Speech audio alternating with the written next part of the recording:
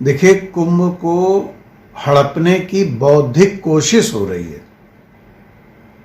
ये मैंने आज फेसबुक पे डाला था और मुझे बड़ा दुख है कि इस तरीके का प्रयास पिछले कुंभ, जिसे अर्धकुंभ कहते हैं, उस समय शुरू हुआ था और फिर इस बार लोग प्रयास कर रहे हैं।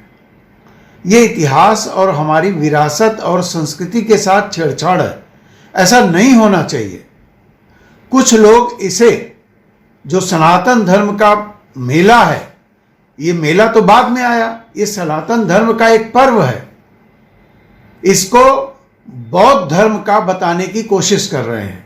इसको राजा हर्षवर्धन से जोड़ रहे हैं, वेनसांग का उदाहरण दे रहे हैं, जबकि राजा हर्षवर्धन बौद्ध था और वह मेले में सिर्फ इसलिए आता था क्योंकि वह राजा था, अपनी वाहवाही यश का गान करा सके। इसके लिए पहले वो जब यहाँ आए प्रयागराज, तो यहाँ पे बौद्ध की मूर्ति, बुद्ध की मूर्ति स्थापित करता था, उस पे सोने चांदी चढ़ाता था, बौद्ध अनुयायी को बांटता था।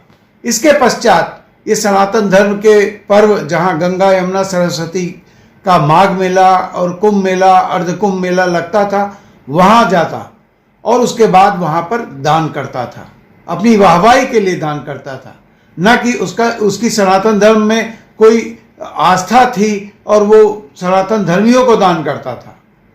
तो ये कहना गलत है कि ये बौद्धों का स्थान था या बौद्धों ने इसको बढ़ाया या बौद्ध ही इसमें शामिल थे, बौद्धों की प्रेरणा से ऐसा हुआ। ये सब गलत और भ्रांतियां फैलाई जा रही हैं।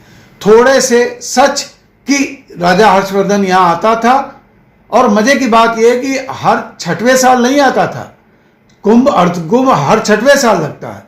राजा हर्षवर्धन हर 5वें साल आता था, और चूंकि माघ मेला हर साल लगता था, इसलिए जब वो 5वें साल आता था तो यहाँ मेला लगता था, वो जाता था, दान देता था। अब राजा हर्षवर्धन के साथ वेनसांग आया तो उसने उस उद्धरण को लिखा, लेकिन अब कुछ तथाकथित लोग एक साजिश के तहत सनातन धर्म को नीचा दिखाकर बौद्धों को स्थापित करने का प्रयास कर रहे हैं।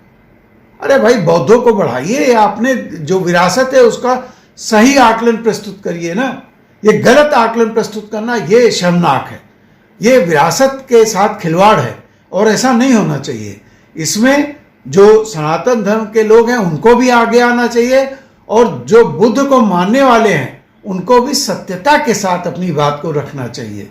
ये नहीं कह देना चाहिए कि ये सनातन धर्म का मेला नहीं है, बल्कि ये बौद्धों का मेला है, जैसा यूट्यूब, इंटरनेट और कई जगह ये प्रचारित प्रसारित किया जाने लगा है।